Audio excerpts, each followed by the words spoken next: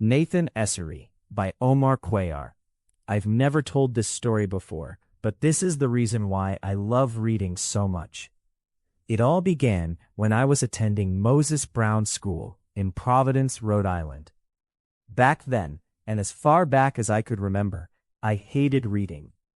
To me, it seemed boring, tedious, and a complete waste of time. Whenever I had to read something for school assignments, I would ask Nathan to help me. Nathan Essery was a year older than me and an avid reader. I couldn't understand how people like him existed in this world, people who didn't mind wasting their lives reading words and living in fantasy worlds. I, on the other hand, preferred to live practically in the real, practical world. One time at school, the teacher assigned us to read Demian by Hermann Hesse. Of course, I had no intention of reading it, and back then, very few people used the internet. So I asked Nathan to write a summary for me once he finished the book so I could use it for my report.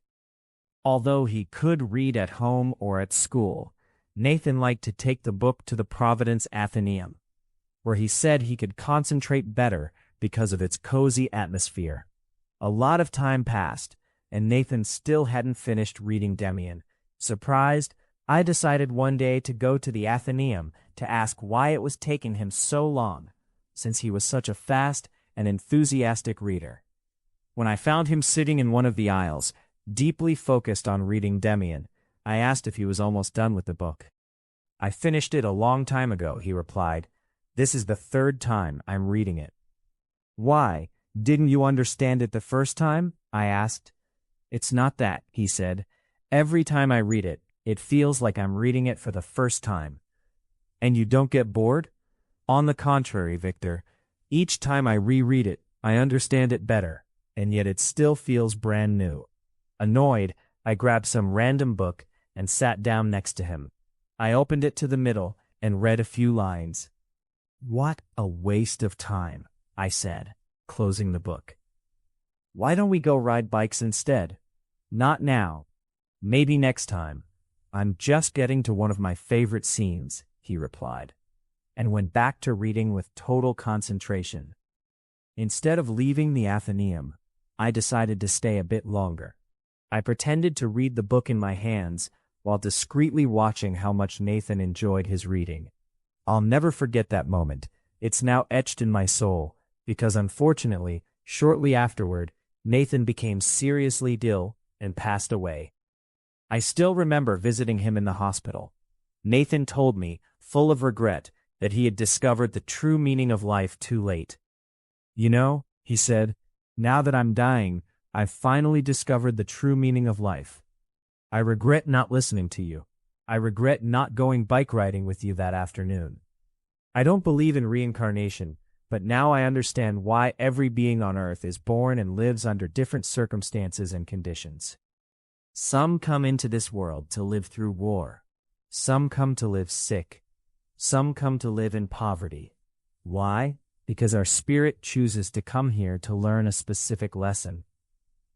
The lessons are different for each person, which is why our circumstances differ too."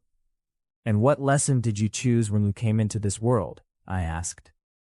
"To die young, without having been able to express my love for all human beings, so that I could realize that this is the meaning of my life. That's why I have to leave now. I've already learned my lesson. The same will happen to you," he said.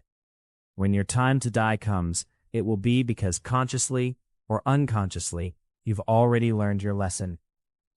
Nathan Essery's death left a terrible void in me. He had wished to spend more time with me in the practical world, and now I wished I had spent more time with him in the world of books. So one day, despite my hatred for literature and books, I went to the Providence Athenaeum and picked up a book at random.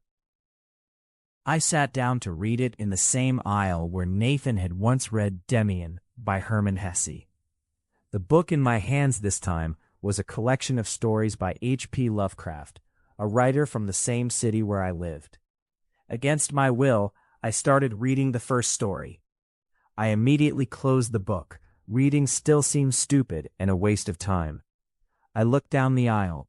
For a moment my mind drifted back to Nathan, and I began missing him terribly.